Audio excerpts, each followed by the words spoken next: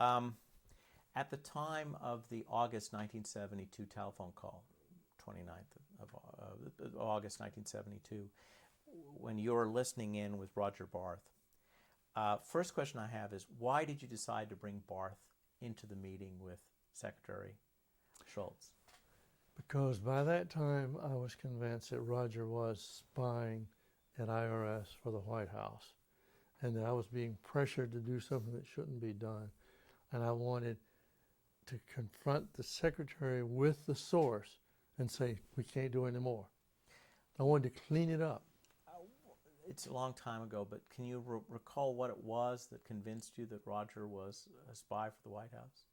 It was, we kept getting pressure from mainly about Larry O'Brien. That was mainly what convinced me. Because John Ehrlichman had to be getting information from somewhere, and that was the issue, I thought. Ehrlichman, at least later, testifies that he never really had a chance to tell you directly how much he didn't like you because Shultz protected you from him. Oh boy, he did. Yes, that's what he. So you don't agree? Well, maybe he did. A lot of times that I don't know about. Maybe. But you never had a one-on-one other than on the phone call. Did you remember one-on-ones with John Ehrlichman about the issue? No, that was never. So, I mean, what indications, other than the Larry O'Brien, what indications did you have that the White House was unhappy with you? Well, it was generally known that they considered firing me. The president disliked me very much because I wasn't doing what they wanted done. You knew that at the time? Yes, I knew it, sure. Well, what else did they want you to do other than investigate Larry O'Brien that you can remember? The enemies list. Enemies list. Oh, I meant before that, because I said, the enemies list comes a little bit after this. No, that was, I'm talking about. I'm actually responding to because I'm not going to repeat it, but what you said to Secretary Shultz, basically, when you said you can have this job. I just wanted to know. I wanted to know what brought you to the boiling point. That telephone call, and when Ehrlichman said what he did. That was the peak. Because you knew before then that the White House felt this way about you. Yes. And you wanted Shultz to intervene and tell Ehrlichman to go away? Well, he should have. Mr. Shultz knew that kind of pressure was not acceptable. And he should have said, that's enough, stop. He didn't. I see. You leave May 1st, 1973. Mm-hmm. You come back to Greenville, right? No, we wanted to come back to Greenville at that time, but our youngest child was a senior in high school and pled for us not to move him again at that time. Let him finish high school. So I went with a law firm, Richmond, Virginia law firm, Justice Powell's firm, and stayed 5 years, and then came to Greenville. Oh. Who succeeded you as commissioner? Don Alexander. Did you have the same kind of talk with him that Mr. Thrower had with you? No, I guess not, because Don was very difficult person. He didn't ask for any advice, didn't want any advice, and he just independent. So you didn't have a chance to warn him. Well, he knew. He knew. And he was handpicked by the White House. Oh. So it would have been inappropriate for me to advise him. When did you get the call from the Senate? When did you? Was the next year? When is it that you gave the enemies list to Congress? It was in '72, before the election. Oh, you gave it to Well, I say, wait a minute. I don't remember exactly the date that I gave it to Larry Woodworth, Yeah. but it was sometime. I don't remember. But was it before the 72 election? No. I think it was afterwards during the investigation. Probably. It should be, yeah. It was during the investigation, yes. Because Ehrlichman had testified on the Hill in connection with the whole mess that they had given me the enemies list. So that's when I did it. Once he testified that, then I figured, well, I can get rid of this list, and that's when I went. So it was sometime in '73, probably. Tell us about Bill Simon, your work with Bill Simon. Bill Simon, I liked very much. He was like John Connolly. He was decisive, bright, good, wouldn't tolerate incompetence or anything.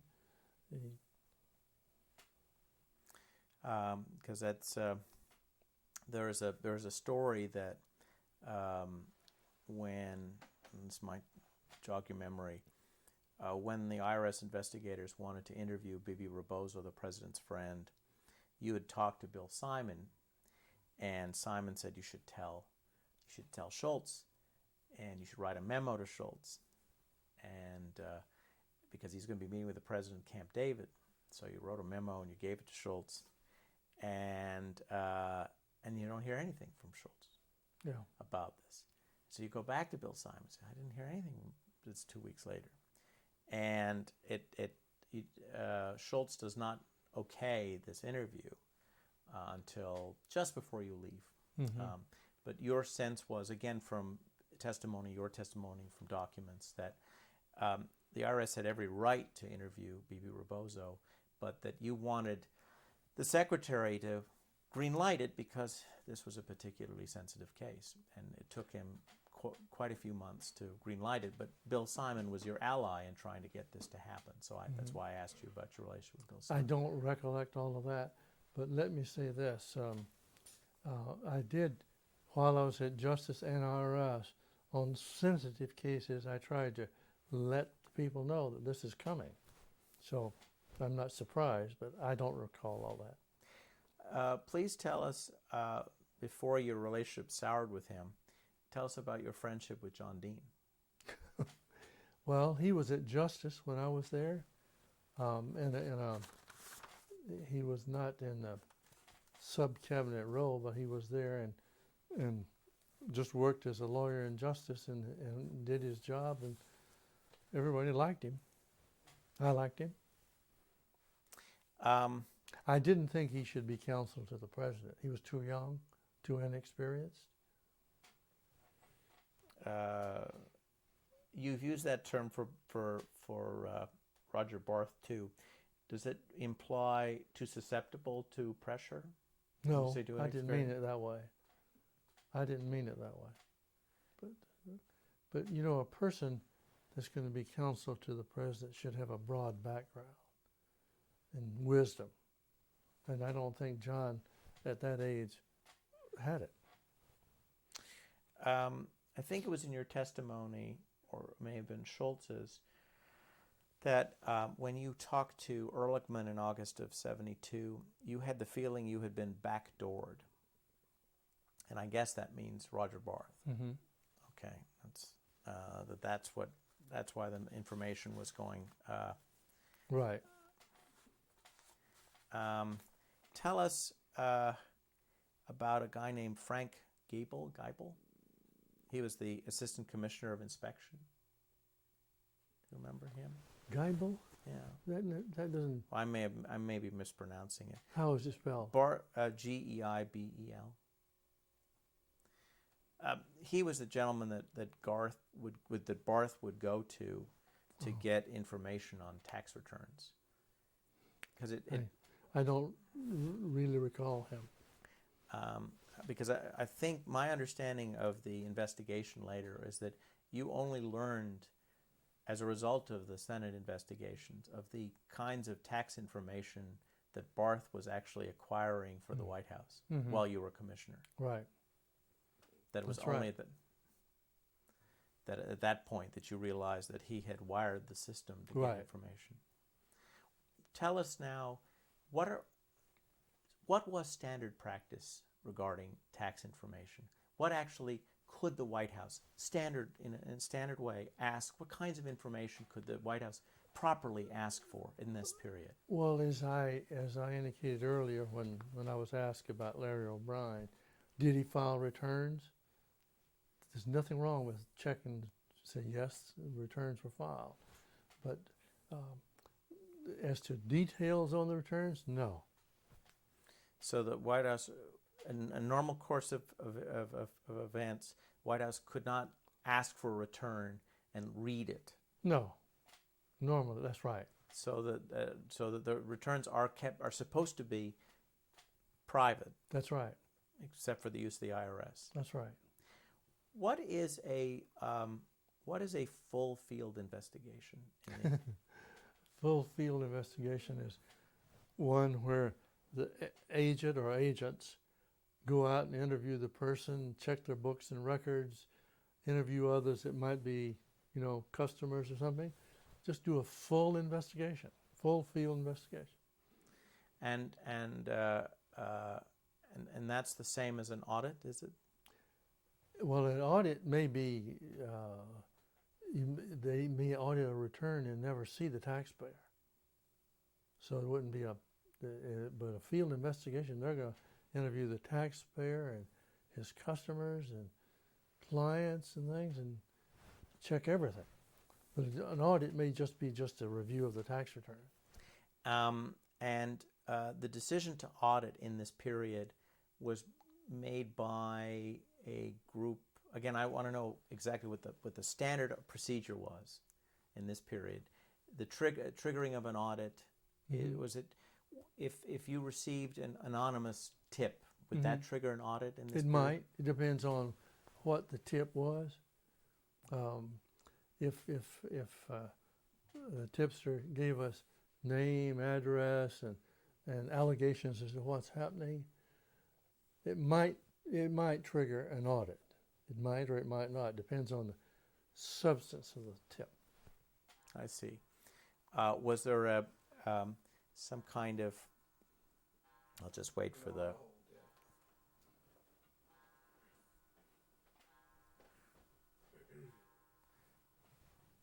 Just telling us it's 11. Was there some kind of statistic by which you followed to determine the number of audits? Every seventh return or something. At that time, based on prior statistical studies, we had a program whereby we would select returns. You might say anonymously, to audit, depending on how much was involved, how much income was reported, how much deductions were claimed, and other various trigger points. And it was done, you might say mechanically, but to see whether they should be audited. We thought it was scientific in the way we went about it, but it was not on a personal basis.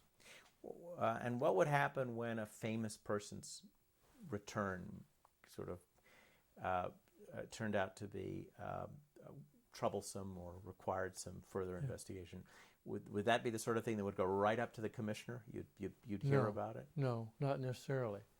It might be that in the region or the district, they'd go ahead and initiate a discussion.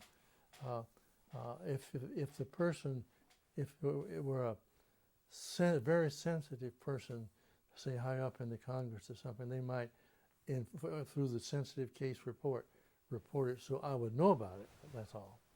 Was it customary for the commissioner to let the White House know No. if there were a sensitive case? No.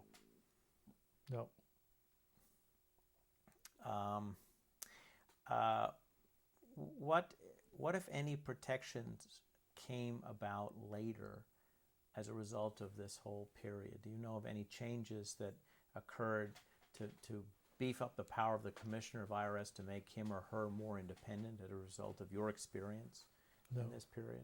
I do not. Do you think you could have used more authority than you had at the time? No, I think I had plenty of authority. Uh, at one point, Secretary Schultz thought that I was concerned, and he offered to give me an office in the Treasury building. And I told him, no, I wanted to stay with my people. See, IRS was 80% of the Treasury, people-wise and otherwise. We were 80% of the Treasury, and yet we were relegated to a lower position. For instance, while I was there, they reissued the line of succession in case of a national emergency or something. And I think we were 16th on the list or something. And I objected. I went to the deputy secretary and I said, look, this is ridiculous. We're 80% of the Treasury Department and you put us down here. So they moved us up the list. But I think I had plenty of authority. Well, now he wanted to move you into the Treasury Department. Well, he thought that I would like to be over there in the secretary's office, so to speak. But I said, no, I wanted to stay where I was. With my people. With your people. Tell us a little bit about Harry Dent, please. And I know I'm changing subjects, but Harry, he's not alive, and he's important. He appears all over some of these interviews. He's from South Carolina. He's from South Carolina, and I knew Harry, but just slightly. Oh. I did not have a lot of dealings with him. I mentioned earlier the one phone call I had from him, and that was basically the only contact I ever had from him. I can't tell you much about him.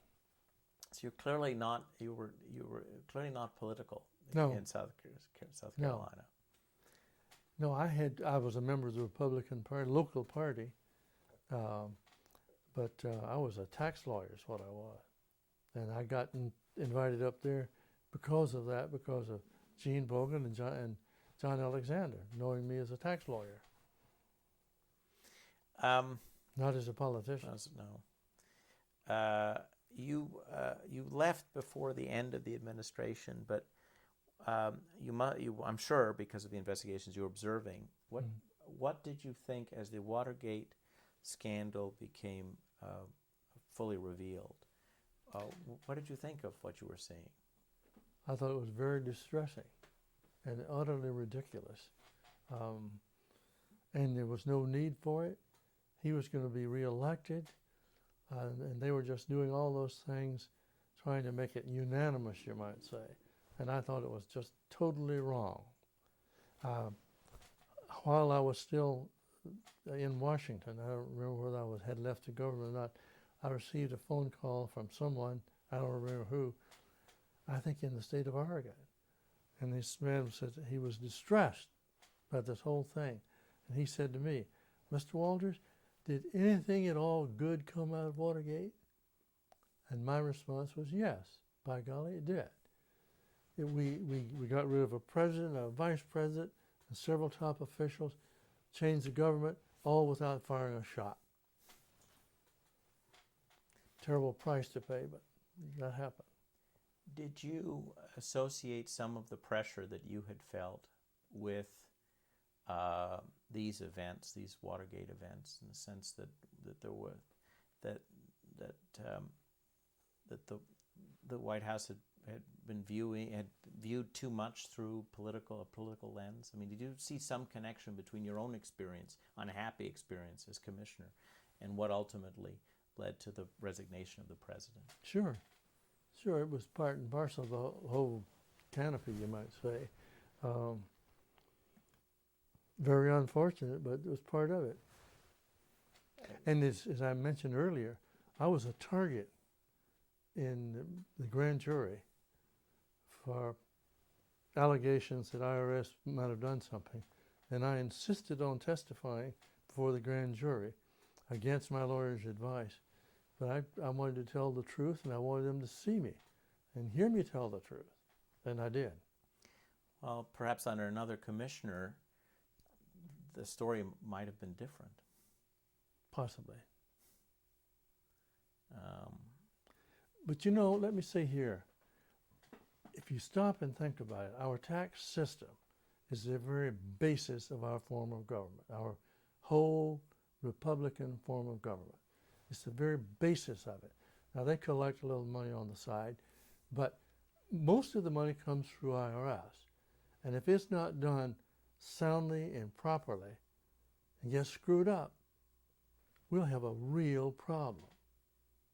Now, and today, as you've read, I'm sure, $350 billion a year of tax is not being collected. And that's terrible. We can't afford it. And I think IRS is not doing what it should do and what we were trying to do back then. We had a lot of criminal investigations and other things, and we collected some big money. One thing, for instance, I'll tell you is I called John Hanlon, who was the Assistant Commissioner of Compliance, in one day, and I said, John, how current are we in auditing returns? And he said, well, we're 6 or 7 years behind on individuals and about 12 years on corporations. So I said, I want you to get it current. I want you to do it in 3 years. And he said, Commissioner, we'll lose a lot of money. We'll lose a lot of money. I said, John, I didn't ask you what would happen. I just want you to get it, come up with a plan to do it in 3 years. So he came back about 3 weeks later with a plan to do individual returns and to make them more current. That was fine. So I said to him, well, now how about the corporations? What are you going to do there? Well, if we try to get current there, we're going to lose lots of money. I said, John, I don't want to treat the little old lady in white tennis shoes differently than I treat General Motors. Now you give me a plan to bring them up current too. Well, that caused a lot of trouble because big corporations then were, interest was about 16%, as you remember, and they were paying 6%, I think, to IRS at the time. So they'd let their tax returns run. They were making money on IRS's money. So he said, well, it'll take me a while to do that. He said, maybe I can have, this was in October, maybe I can have your plan ready by January. I said, you got 3 weeks. 3 weeks, I want you back in here. So he came back in 3 weeks with a plan. And I said, okay, let's do it, institute it. Well, we collected then $50 million from a corporation, I won't name it because you would recognize it. $50 million that was due on their tax return, we just hadn't audited them. That's one corporation, and we collected a lot of money. But as a result, I was an enemy to big corporations, big ones, and I never got much business from them later on either. But anyway, it should be done.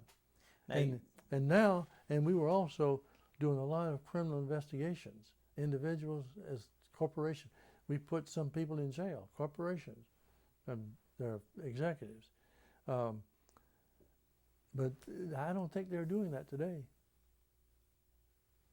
Now, when you say that you had this backlog, you mean that this is money the IRS knew was owed it? No, they didn't know it. They filed returns, and when the returns were audited, they owed money. And they knew it, of course. Well, but you're saying that but your backlog was that you couldn't audit something for 2 or 3 years.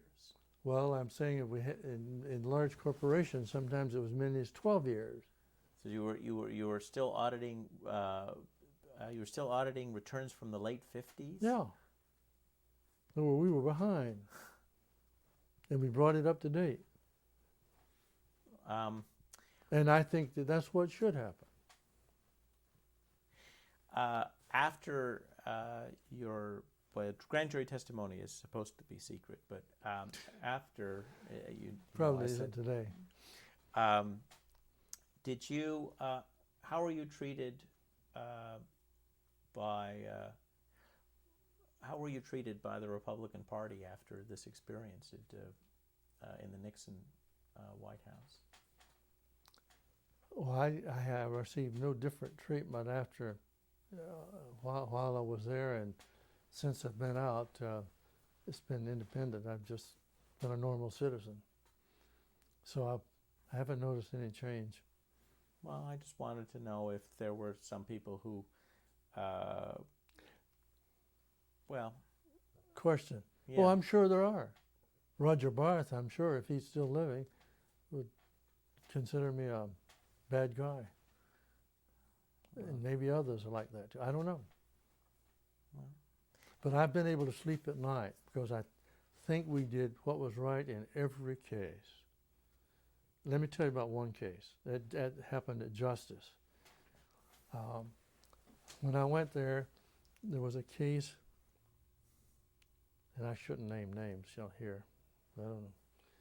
There was a senator that had been investigated and was up for criminal trial on taxes. He hadn't done what he should do, they thought. And the question was, and the tax division had reviewed it, and there was a split decision of the staff, and 3 different people review that kind of case. And if all 3 agree, the assistant commissioner never sees it. If there's a split, then it's up to the assistant commissioner to decide what to do. So it was a split. And I had to look at it and make a decision. Everybody thought this man should be prosecuted. The Washington Post columnists, they knew it, everybody knew it. And, well, it was Senator Dodd, that's who it was, old Senator Dodd of Connecticut. And I reviewed the case, and based on regular standard operating procedures, he should not be prosecuted. But I knew the White House wanted him prosecuted, and I knew that Drew Pearson wanted him prosecuted, everybody else. So I called the Attorney General, and I told him that here I have this case, it's up to me to decide. And he said to me, what do you think we should do? I said, well, based on my review of the case, we should not prosecute. He said, do it. But by do what I thought we should do. And I knew that would displease everybody. But I did it. Tape is rolling, you have speed. I decided that we should not do it, and went to John Mitchell, told him I told him because I knew this would be sensitive in the White House and everywhere. So I told him, and he agreed that I should do what I thought we should do. So we did it. Several months later, my secretary one day interrupted me and said, Mr. Walters, Senator Dodd's on the phone. He wants to talk to you. I said, oh, no, I don't want to talk to him. But anyway, he said to me, Mr. Walters, I'd like to thank you for what you did. I'd want to come by your office and see you. I said, Senator, there's no excuse to do that. Don't worry. It's over with and done, and don't forget it. So I think it was the right thing to do, even though I knew it was making the White House unhappy. It's amazing you were named commissioner after that. Well, Well, what can you say about John Mitchell? He's a complicated man. John Mitchell I think, was a great attorney general. I'm sorry later on he fouled up and had to pay for it. But as I've told you, he said to us on our first staff meeting, go run your divisions. And if you need to consult with me, I'm available.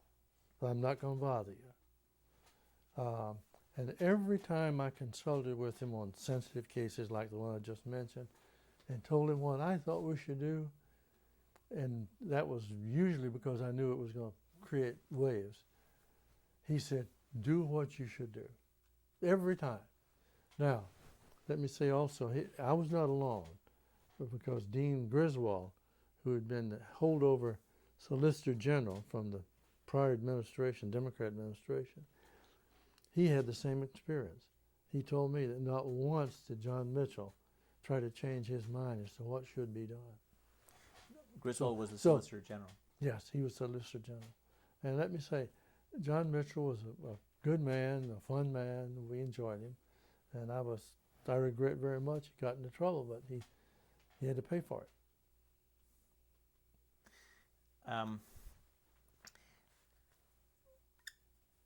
Was there any discussion of tax cutting in this period? Not that I recollect. What were marginal tax rates? I don't remember. No, but that they either. were. Pretty high. Was this a period? Was this a period still when the U.S. government believed in redistributing wealth?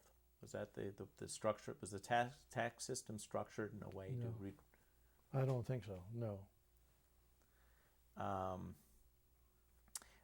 Is there some other anecdote from this period that you'd like to preserve?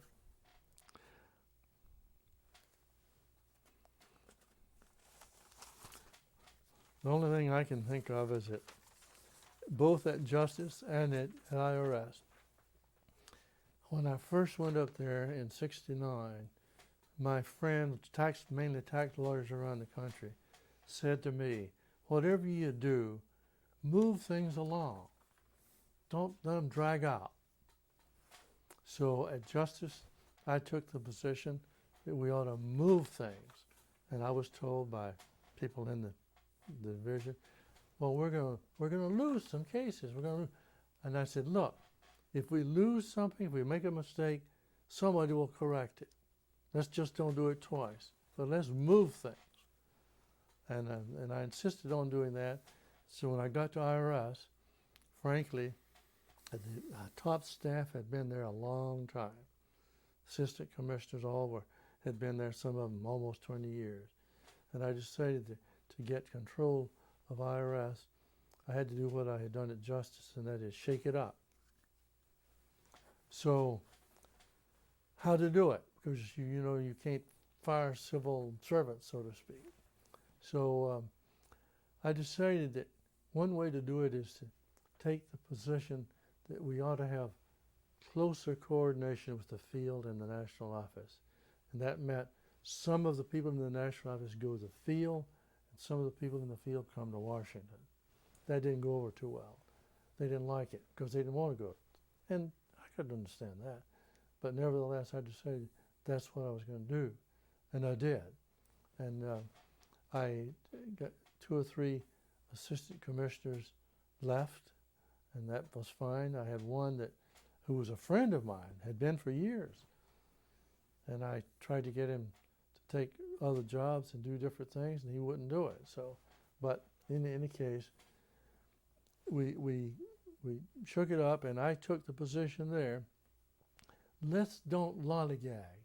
We're government employees, but by God, we're supposed to work and do our job and do it promptly. If we make mistakes, somebody will correct it.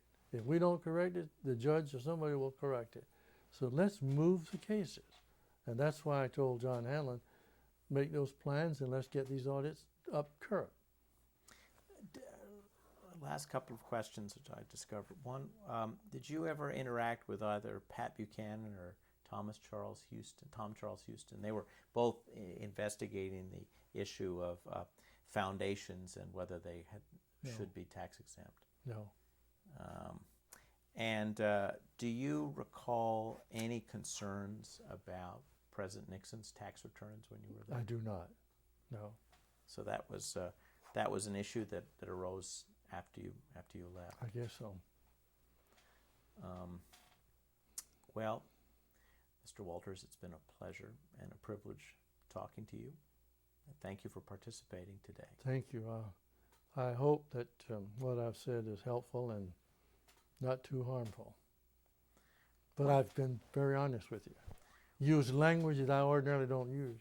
Well, it was other people's. Well, except in one instance, it was your language. That's right. It must have.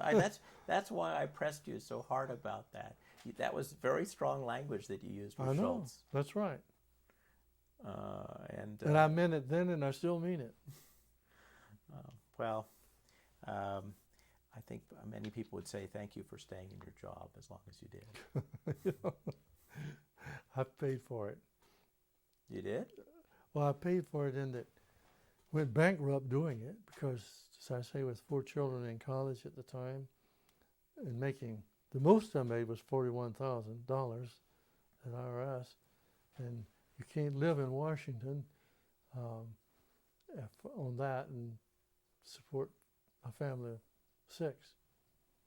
So I used up all my savings and borrowed money.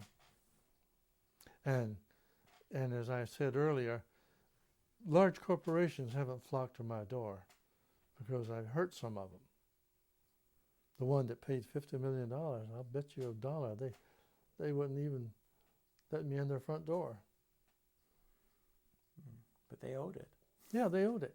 That's right. Well, thank you, Mr. My philosophy was and still is, IRS is the very basis of our form of government.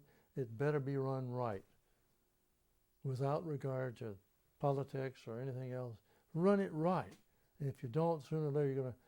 What would happen, for instance, if all of a sudden they didn't have the money to pay the bills? Maybe that's so today. And they couldn't pay Congress, they couldn't pay judges, they couldn't pay IRS agents, couldn't do anything. We'd have civil disorder very promptly, and we can't afford that. So you have to keep it non-political. Yes, that's right. And also be aggressive about it, though. Do it right, because I don't think we should let you get away with not paying your taxes, and Bill has to pay his, because he's carrying you on his back, and that's not right. I agree. And I'd put you in jail, and without. In fact, one night at home while we were living up there, and I was commissioner at the time, I got a phone call. I had unlisted my telephone. I don't know how this judge got hold of my phone, but he got it. Judge from Florida called up crying and said, IRS is selling my house, taking my house away from me. Well, and I said, Judge, if IRS is doing that, it's the last straw, and it's because you haven't done what you should do. We're going to sell your house. And we did. But that's what, in some cases you've got to be tough to do it right. Now, you don't like that. I'd like everybody to, but you take today, with $350 billion not being collected, somebody ought to be out there prosecuting somebody to collect that money. In fact, I'll tell you what I would do if it were up to me today. I'd do away with the Internal Revenue Code and substitute a sales tax, national sales tax. And I'd get all that money that we aren't getting today. Those people who are avoiding paying taxes would have to pay, and would pay. So you would make it but that would be a regressive tax, though. Oh, I knew you'd say that. Not necessarily. So he's going to turn that off anyway if he hasn't already. But so what? The people who are getting the most benefits today are the people that you're worried about. They should pay taxes too. Well, everyone should pay tax. Yeah. Above a certain. That's right. Certain. So if we had a national sales tax, we'd get all of those folks. And that's what we ought to do. Now, this idea of a flat tax sounds good, but you still have the same problems. What's taxable? Oh, Mr. Walters, thank you very much. thank It's been a you. pleasure.